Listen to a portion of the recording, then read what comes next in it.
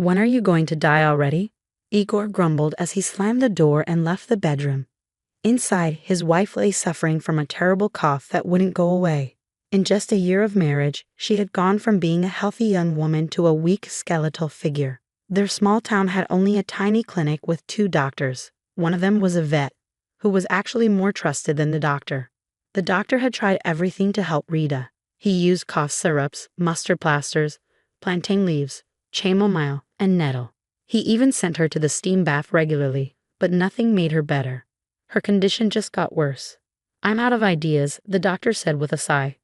Rita couldn't understand what was happening to her either. She had always been full of energy, but now it felt like her marriage had drained all her vitality. The villagers started gossiping. She must be cursed, they would say when they gathered at the shop or by the water pump.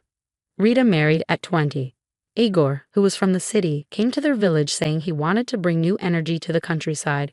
He got a job driving a bread delivery truck. "You should be proud of me, wife," he would boast. "Without me, there would be no bread for the whole village." Rita just nodded and didn't argue.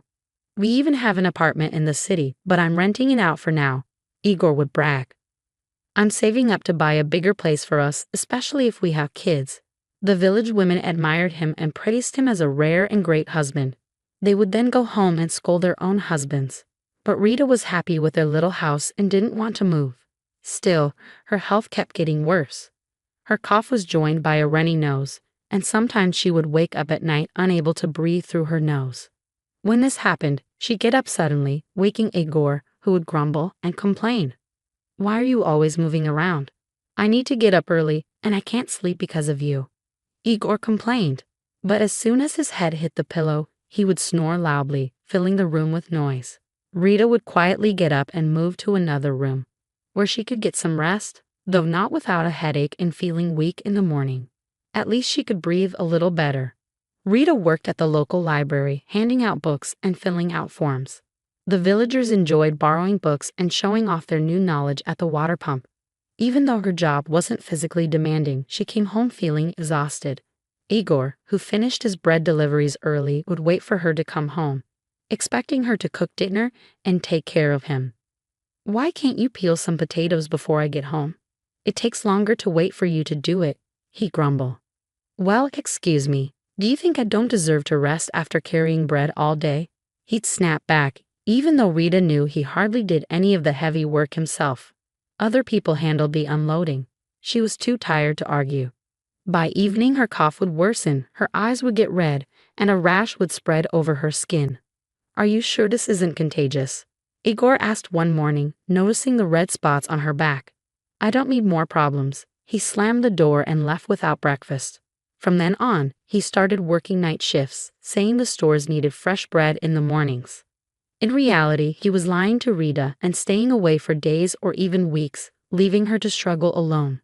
At night, she could barely breathe, her cough was unbearable, and Igor's constant criticism and indifference only made things worse. "Why don't you go to the city hospital?" her friend Svetlana suggested. "They have real doctors there, not just the quack we have here."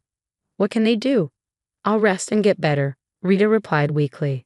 Svetlana hesitated before saying, "I didn't want to worry you, but some people say they saw Igor with a girl from the city who was here for the harvest. But you know how gossip is." Rita gave a bitter smile. She had noticed her husband's change in behavior long ago. She'd even found lipstick stains on his shirts a few times, although lately he'd started washing them himself.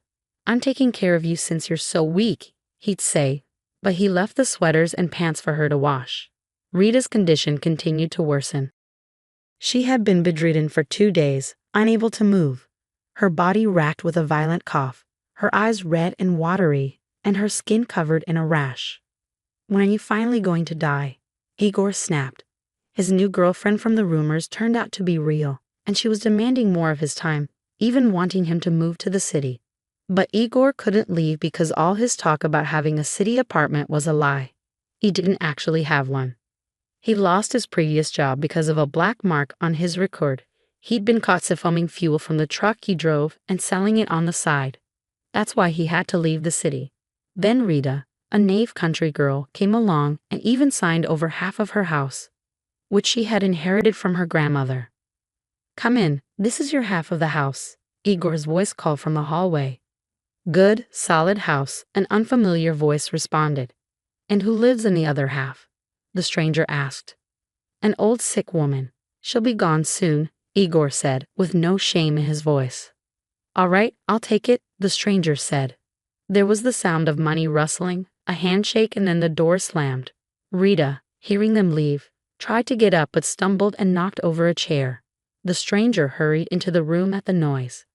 Still alive? He asked, lifting Rita and helping her back onto the bed. Where does it hurt? Who are you? Rita asked, surprised enough to momentarily stop coughing. I'm the new owner of this half of the house. And you? Who are you? The man had expected to find an elderly woman but was surprised to see a young, though very sickly, woman. I live here. This was my house, Rita said with a bitter smile, then started coughing again. Hold on, the new owner said, leaving and coming back with a glass of water. Drink it slowly. Rita, not knowing why, took the water. It helped soothe her throat and reduce the coughing. Thank you, but this won't last. What's your name, neighbor? She asked as he took the empty glass. Rita, short for Margarita, she replied. Margarita, like the flower. A lovely name. I'm Taras. Nice to meet you, he said, extending his hand. Rita wanted to shake it but then remembered her rash and pulled back. Taras caught her wrist before she could pull away and examined her hand closely. How long have you had this? He asked, frowning. Are you a doctor or something? Rita asked, a bit sarcastic. Almost, Taras said seriously. It comes and goes. It usually gets worse when I'm coughing a lot and feeling weak. It started a year ago. I've never had anything like this before. She apologized. I need to lie down. My head is spinning. She rested her head on the pillow. And where did you come from? I haven't seen you around before, she asked, studying Taras. I'm not from here. I came from the city, he said. Do you want the truth, or? He smirked. All right, I'll tell you the truth then. At this point, there's not much that scares me, and I've got nothing left to lose. I'm of no use to anyone anymore, and no one cares if I live or die. I might not be around much longer anyway. The doctor didn't check a patient's allergy to a medication he prescribed, and the patient went into anaphylactic shock and died. The family wanted justice, and I was supposed to be imprisoned. But then my wife died during childbirth, leaving me with a young son. I couldn't handle the court stress and take care of him at the same time, so I took the blame. We were already separated, so we split the apartment. I invested my share, but inflation wiped out most of it. I only had enough left to buy a room in a communal apartment. When I saw the ad for half of a house for sale in the village, I thought it was my lucky break. The seller said the other half might be available soon, and that an old sick woman lived there who would probably die soon, so I could get it cheap. But now, seeing things as they really are... Rita listened with tears streaming down her face. She never expected such betrayal from her husband. And where is he now? She asked quietly. He went to the city with his fiancée. Left his phone with me, told me to call if, well, you know, Taras replied. I see, Rita said with a bitter smile. Taras turned out to be a great neighbor. He helped her around the house and even got a job at the local hospital, replacing the old doctor who had left. One day, Taras suggested, Marga, why don't you come to my office? I have a few ideas about your illness. Have you noticed you're coughing less and your complexion is better? Rita had noticed but was afraid to believe it, thinking it might just be her imagination. Eventually, Taras practically insisted she come to the city with him to see a specialist. After a thorough examination, they discovered she had a rare allergy to her own husband, specifically to his biological material. If she had stayed with him much longer, she could have gone into anaphylactic shock. Your whole body was reacting against the marriage, the specialist explained. I didn't know anything like that was even possible, Rita said, shaking her head in disbelief. Thank you. If it weren't for you, I might still be suffering or even worse. Life without Igor restored Rita's health and happiness. She even began to forget she had ever been married to him. Taras was always there for her, and one evening during dinner, he slid a small box across the table. Rita opened it and, shocked, looked up at him. It's a ring, Taras said with a smile. Yes, it's a ring, he chuckled. But I'm still married, Rita said with a shrug. That's fixable, Taras replied. You don't have any children, so the divorce will be quick and easy. You just need to handle the paperwork. Rita followed his advice.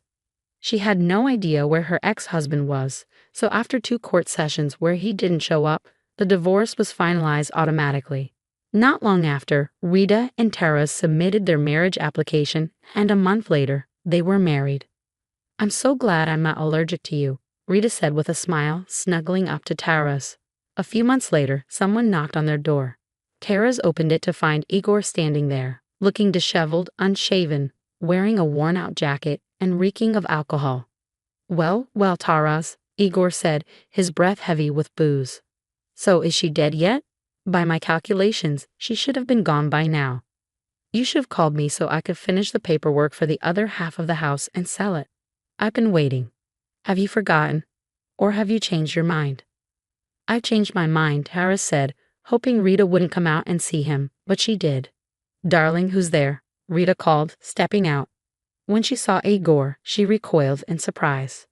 "Margit, you're alive," Igor stammered, stunned to see her healthy and pregnant. How is this possible? She's my wife," he stuttered. "No, Igor, she's my wife now, and if I see you near her again, no one will ever find you." "I've got nothing to lose," Taras said quietly but firmly. "I'll make sure you disappear so completely that no one will ever find a trace of you. Understand?" Igor, frightened, backed away quickly. "Would you really have buried him?" Rita asked, peeking from the room and hugging Taras tightly. If you enjoyed this story, please give it a thumbs up, and to make sure you don't miss any more stories, hit the bell when you subscribe. Wishing you all the best.